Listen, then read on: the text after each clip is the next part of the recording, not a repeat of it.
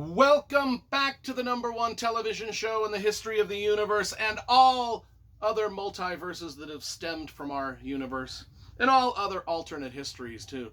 But I am Brian Lee Durfee, author of The Forgetting Moon, The Blackest Heart, and The Lonesome Crown, all three books published by Simon & Schuster's Saga Press.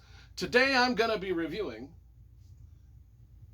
Hard Magic by my good friend Larry Correia, and it's a long time due that I review a Larry Correia book on this channel. Now, I did review his Servants of War novel that he co-wrote with Steve Diamond, and that was one of my top reads of last year. If you want to see that video, just the Servants of War, type in Servants of War and my last name into your YouTube search bar. That video will show up, the video review of that book. And if you want to type in my top reads of 2022, I also talk about that book there. But now we're talking about we're talking about Hard Magic.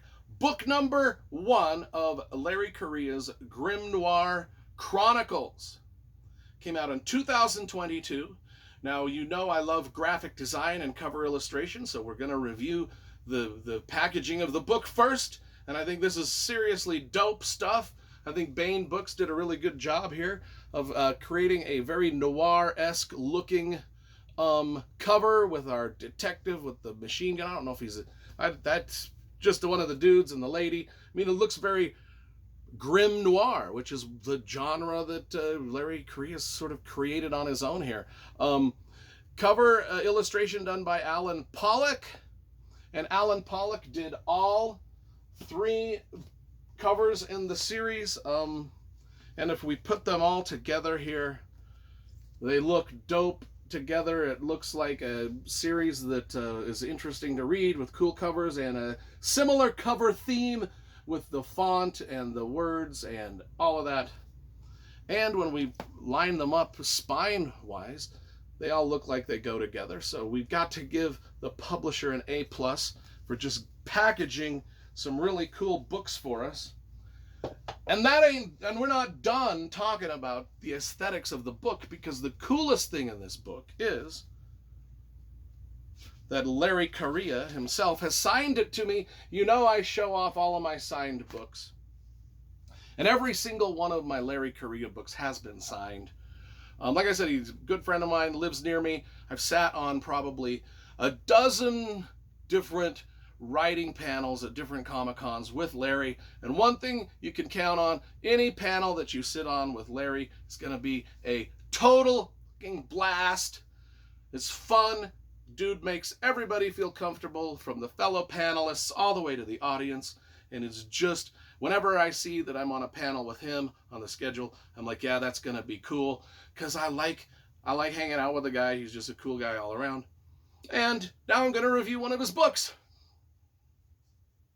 and we'll see if I like this one. Okay, so this is an alternate history novel, taking place in the 1930s era, sort of Depression era, Dust Bowl era of America, but an alternate history version where we have crazy things going on, crazy magics going on, stuff like that. Opens up in California with a Portuguese farmer, which would make sense because Larry Correia is Portuguese and he was raised on a farm in California, and so he knows about that landscape, and so we're already trusting what's happening in the book. And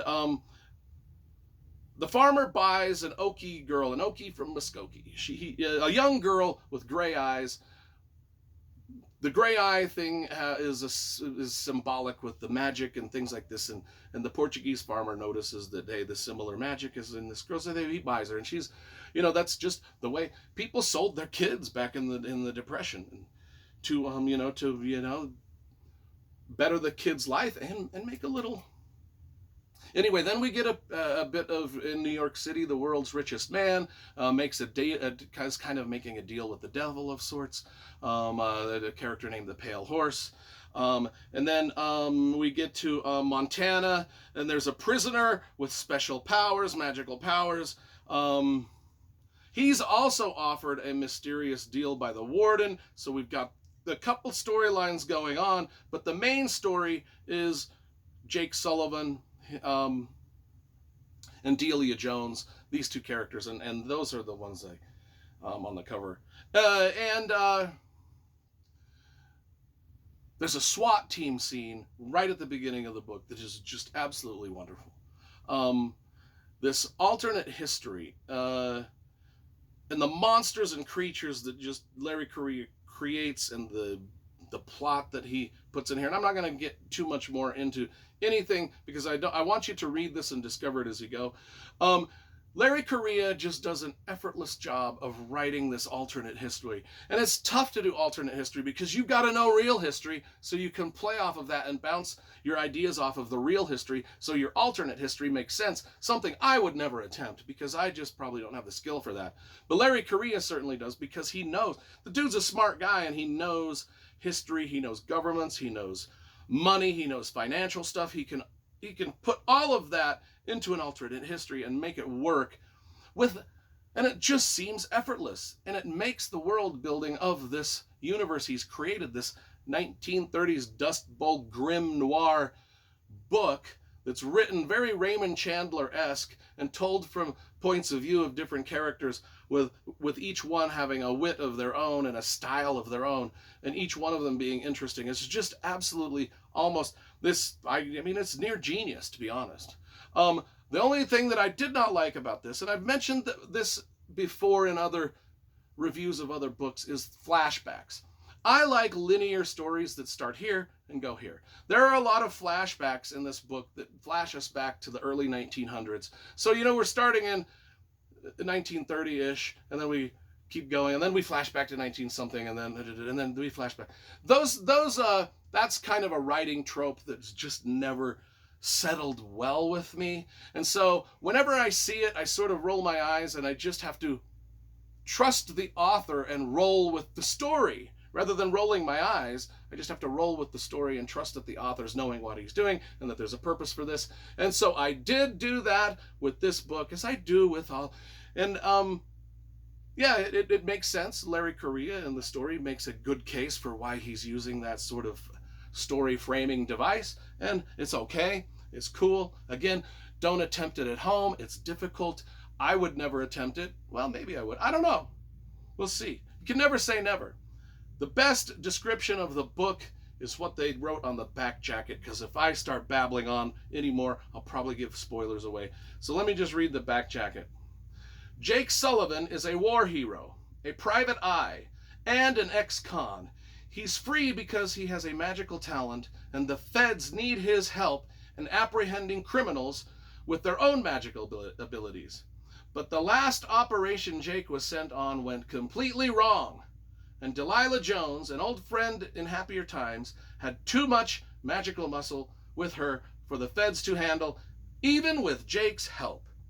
Now, this book is mostly about Jake and Delilah and their relationship and how it plays out in this crazy universe that Larry's created.